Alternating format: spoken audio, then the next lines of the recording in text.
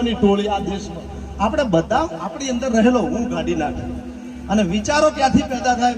વિરમ કાકા, વિચારો પેદા થાય. વિચારોના દ્વાર તમને કહું છું. એક વિચાર આવે છે, માન્યતાથી વિચાર આવે છે.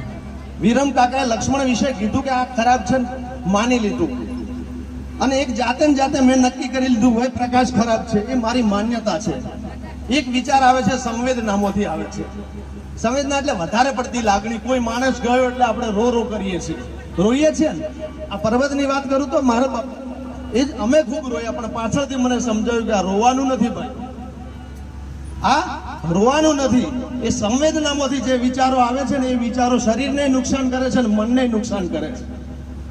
એટલે સંવેદના વાળા વિચારો નકામા, માન્યતા વાળા વિચારો નકામા, પણ જે વિચારો સમજણમાંથી આવે છે, સમજણમાંથી આવે છે એ બધા વિચારો હારા.